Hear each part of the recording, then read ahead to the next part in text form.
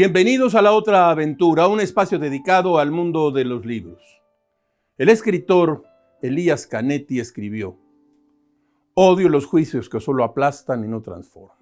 Últimamente, y usted lo sabe muy bien, los jueces y los juicios se han convertido en protagonistas de nuestra vida diaria. Los fierros oxidados de la gran maquinaria llamada justicia han vuelto a chirriar. Narcotraficantes, expresidentes, funcionarios públicos y actores políticos sometidos a procesos judiciales son ya el pan de cada día en nuestra vida.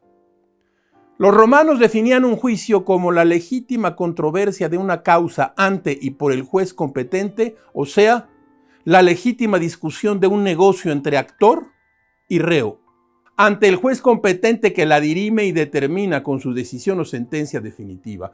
En muchas ocasiones, lo que consideramos justicia es una injusticia cometida a nuestro favor, como dijo el francés Rabelais. El astrónomo Galileo Galilei tuvo una idea que le ganó el descrédito general. Se le juzgó en un tribunal inquisitorial y se le declaró culpable de herejía y se le condenó a prisión perpetua. Y sin embargo, se mueve, dijo el viejo astrónomo ante el jurado. Este es probablemente el juicio más famoso de la historia antigua. La justicia y sus herramientas cambian con los tiempos. En la historia reciente, los 13 procesos judiciales a cargos militares alemanes que se llevaron a cabo en el Palacio de Justicia de Nuremberg entre 1945 y 1949 fueron el centro del juicio moderno de mayor importancia y precedente histórico en la justicia internacional en casos de genocidio. Hitler escapó de ellos con una pistola Luger apuntada a su sien. Hoy vamos a hablar de algunos de los grandes juicios que llegaron a la literatura o que fueron concebidos por sus autores. Cuando toda la fuerza de los estados se concentra en una sola causa y la espada de la justicia, mellada e implacable, se blande sobre una persona, las conciencias se remueven, las opiniones se dividen y alguien paga el precio por mentir, por robar, por matar. Como dijo Víctor Hugo, ser bueno es fácil, lo difícil es ser justo. Como todas las semanas, les recuerdo que fue Adolfo Bioy Casares quien escribió que leer era la otra aventura y que la primera era probablemente la vida misma. Estamos pues en la otra aventura.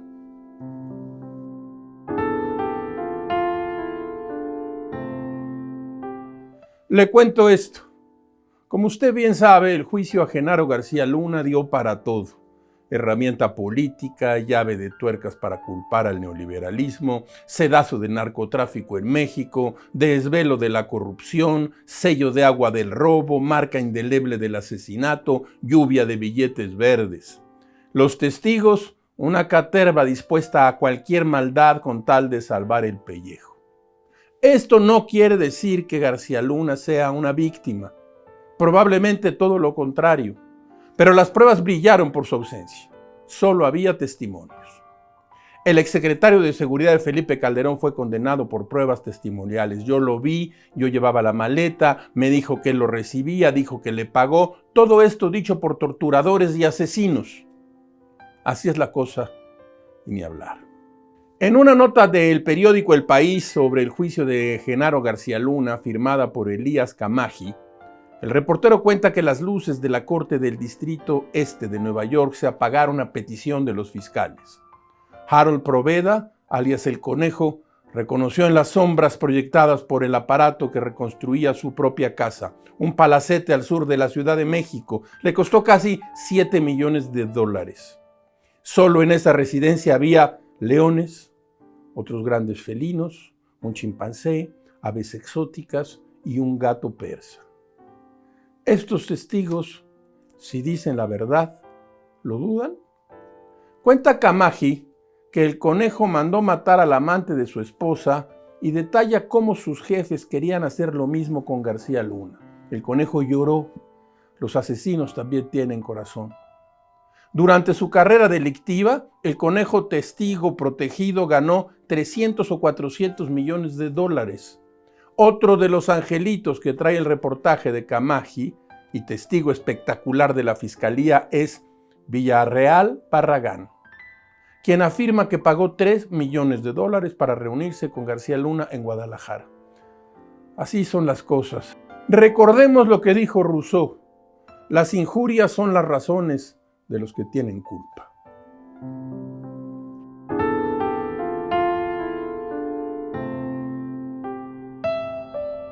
Entre el 20 de noviembre de 1945 y el 1 de octubre de 1946, un total de 24 jerarcas nazis comparecieron ante el Tribunal Aliado, que los juzgó y condenó por los crímenes cometidos a lo largo de la Segunda Guerra Mundial. Entre los acusados hubo algunas ausencias notorias.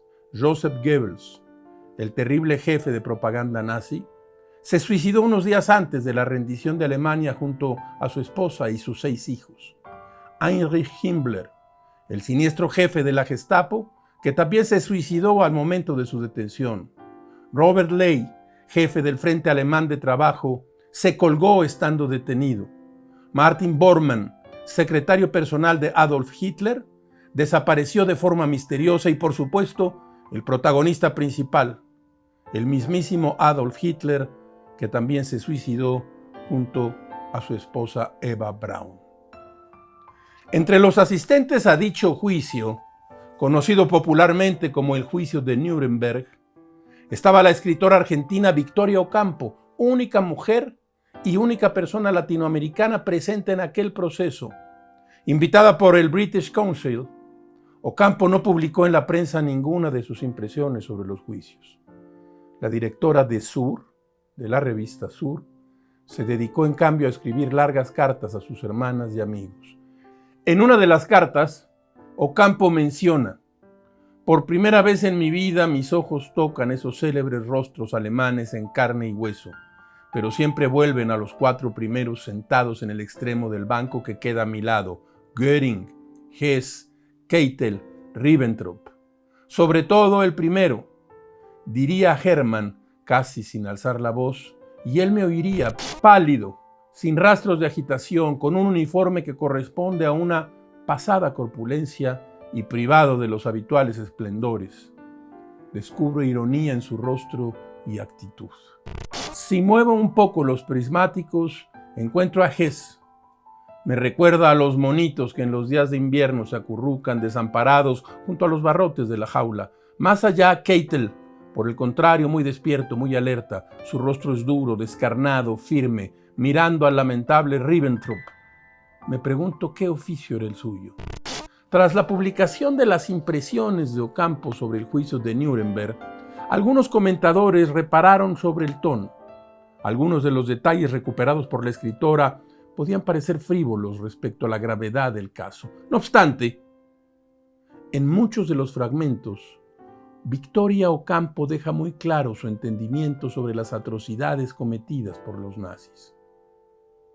En otro de los fragmentos de aquella correspondencia, Ocampo escribió: 60.000 cadáveres yacían aún bajo las ruinas y los sobrevivientes, alojados en los sótanos, parecían arrojármelos en el camino. Comprendí en Nuremberg lo que es vivir en un país de vencidos que fermentan los rencores. Solo los vencedores pueden hacerse gloria de una ruina. Entre los vencidos, ruina es sinónimo de humillación.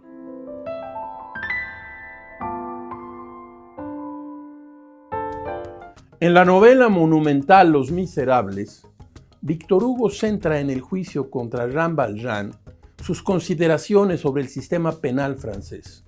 Político, orador y novelista, Hugo dedicó su vida a pensar sobre las grandes construcciones sociales que contienen y dan forma a la naturaleza humana. La historia es conocida. Valjean roba un mendrugo de pan para alimentar a sus hermanos y es aprehendido por las fuerzas del orden, juzgado y condenado a 8 años de prisión por robarse un pan.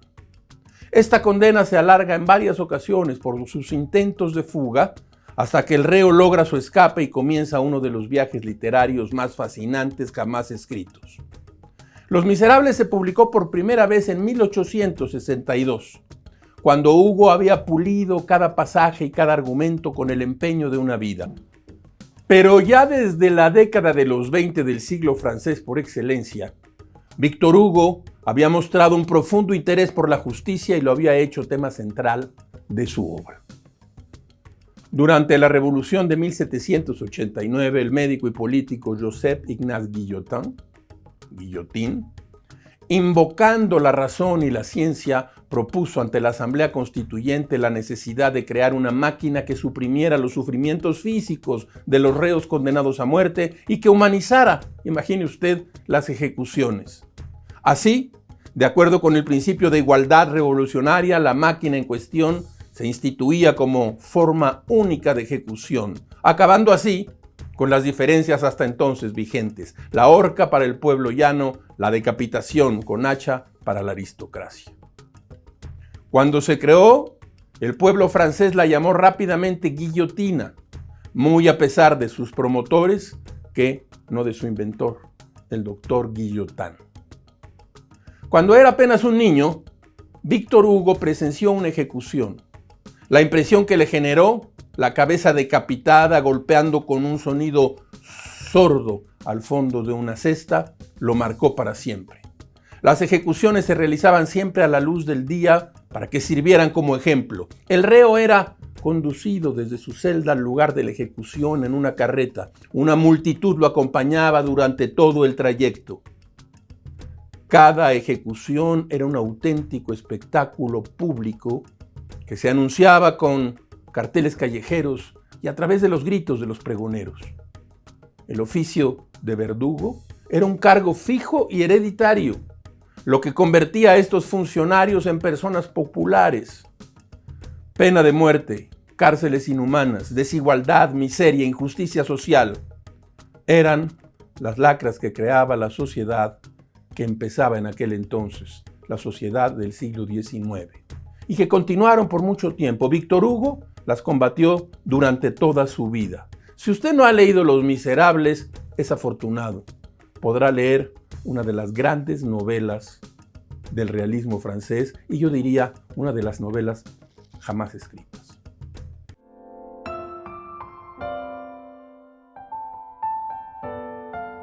El 7 de febrero de 1829 se publicó El último día de un condenado a muerte como obra anónima.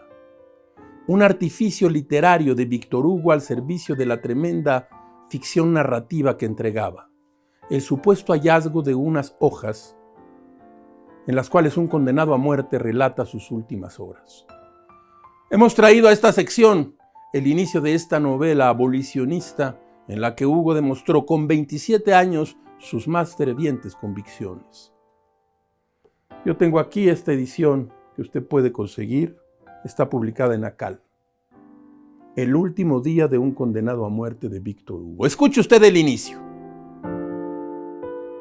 Condenado a muerte. Hace 5 semanas que vivo con este pensamiento, siempre a solas con él, siempre helado por su presencia, siempre doblegado bajo su peso. En otro tiempo, porque ya me parece que más que semanas, hace años, yo era un hombre como otro cualquiera. Cada día, cada hora y cada minuto me traían sus ideas. Mi espíritu joven y rico estaba lleno de fantasías y me divertía representándolas una tras otra sin orden y sin fin, bordando así con infinitos arabescos la ruda y endeble tela de la vida. Veía muchachas jóvenes, espléndidas capas de obispo, batallas ganadas, teatros llenos de luz y de bullicio, y luego, de nuevo muchachas jóvenes y lánguidos paseos nocturnos bajo los grandes brazos de los castaños. Siempre era fiesta en mi imaginación. Podía pensar en lo que quisiera. Era libre. Ahora estoy preso. Mi cuerpo está encadenado en un calabozo. Mi mente encarcelada en una idea. En una horrible idea. En una sangrienta e implacable idea. Solo tengo un pensamiento, una convicción, una certidumbre. Estoy condenado a muerte. Haga lo que haga, aquí está siempre este pensamiento infernal. Lo llevo en mi costado como un espectro de plomo solo y celoso que me ahuyenta cualquier distracción, mirándome, pobre de mí, cara a cara, y zarandeándome con sus heladas manos cuando quiero desviar la vista o cerrar los ojos. Donde quiera que mi mente intente huir, allí se cuela él adoptando cualquier forma. Se mezcla como un estribillo horrible con cada cosa que me dicen. Se agarra conmigo a los horrorosos barrotes de mi calabozo. Me obsesiona cuando estoy despierto, espía mi convulso descanso y se me aparecen sueños bajo la forma de un cuchillo.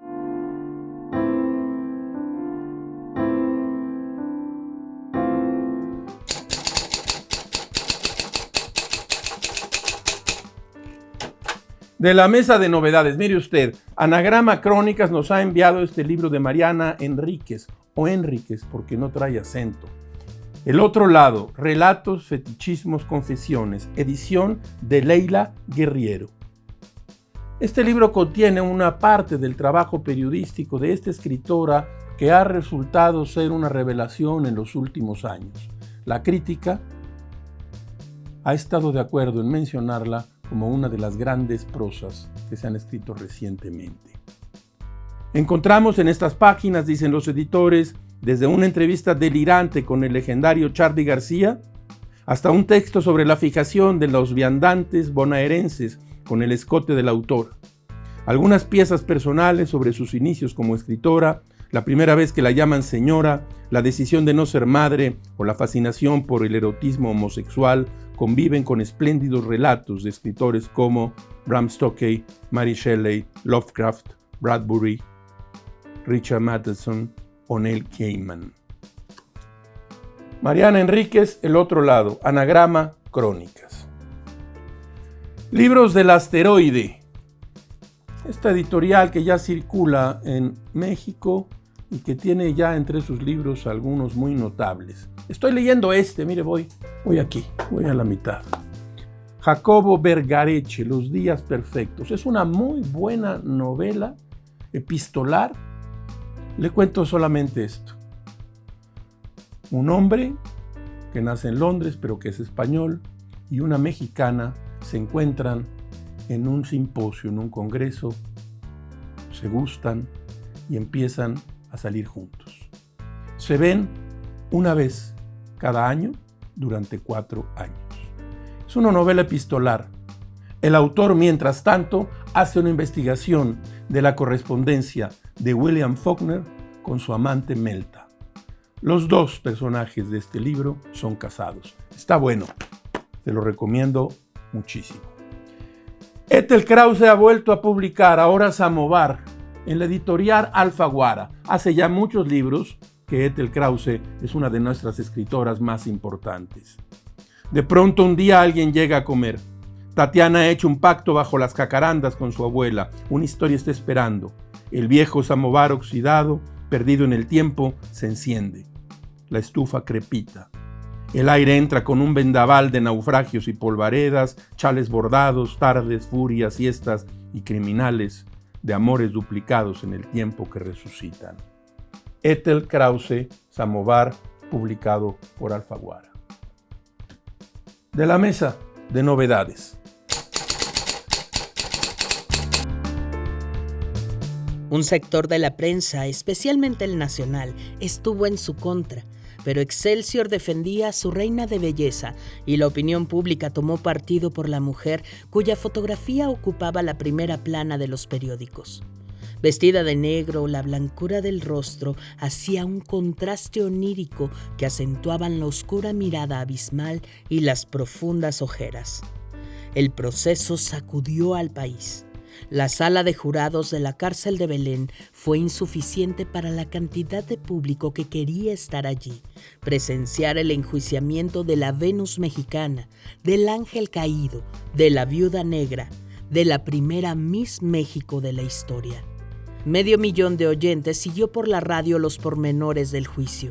Se colocaron transmisores en la calle de Humboldt y en Avenida Juárez para que los transeúntes lo escucharan.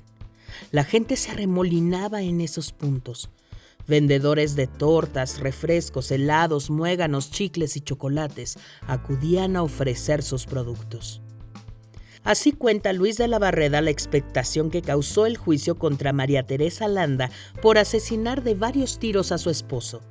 Héctor de Mauleón entregó en 1997 una gran crónica al respecto en su libro La Perfecta Espiral, publicado en Ediciones Cal y Arena. Clásicos sin lágrimas. Así le llamamos en este breve episodio a aquellos libros que todavía tienen mucho que decirnos y que puedan leerse sin sufrir de más. Dostoyevski. Yo diría que Crimen y Castigo es una novela que usted va a leer con gran placer, con intensidad, buscando en el rumor de sus misterios una verdad de la condición humana. Si la encuentra, cómprela. Crimen y Castigo.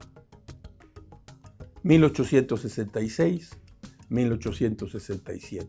Pero es una novela que pudo haber sido escrita ayer. Clásicos sin lágrimas.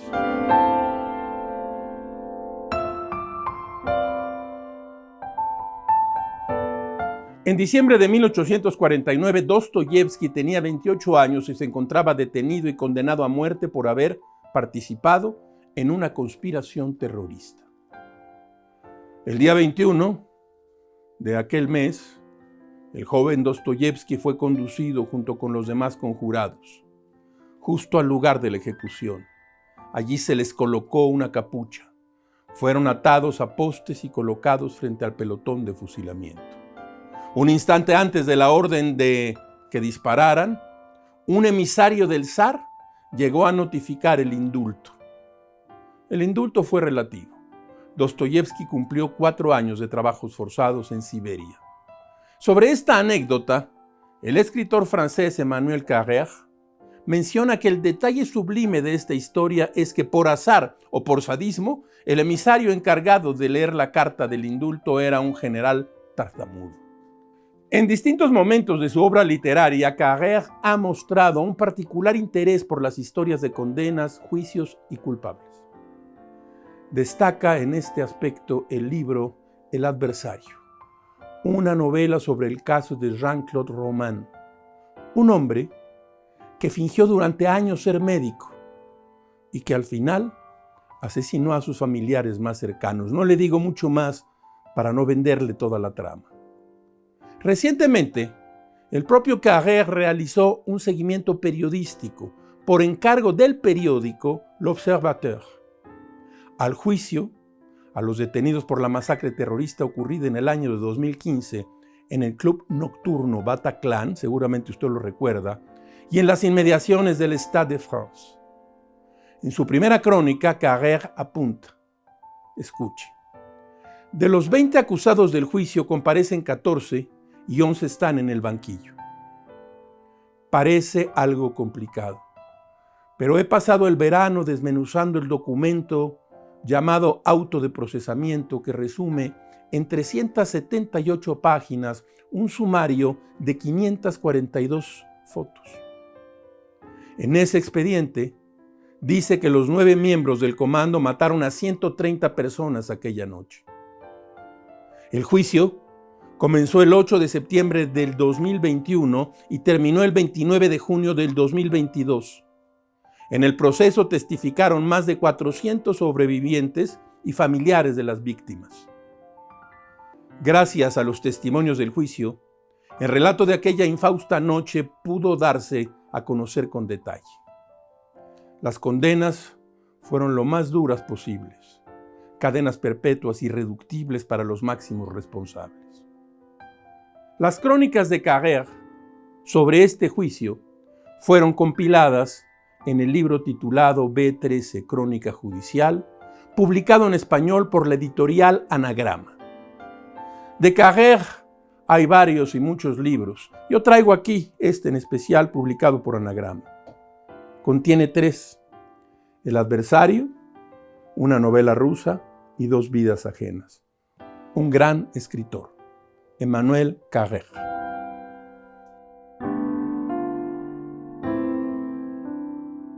Como suele decirse, orden en la sala. Como todas las semanas, usted encontrará aquí un espacio para la felicidad de las frases célebres. Escuche usted esta. El jurado está compuesto por 12 personas elegidas para decidir quién tiene el mejor abogado. Robert Frost. Hemos llegado al final de esta emisión y de esta aventura. Soy Rafael Pérez Gay y los espero aquí la próxima semana. Abres una puerta y aparece un mundo. Eso es un libro.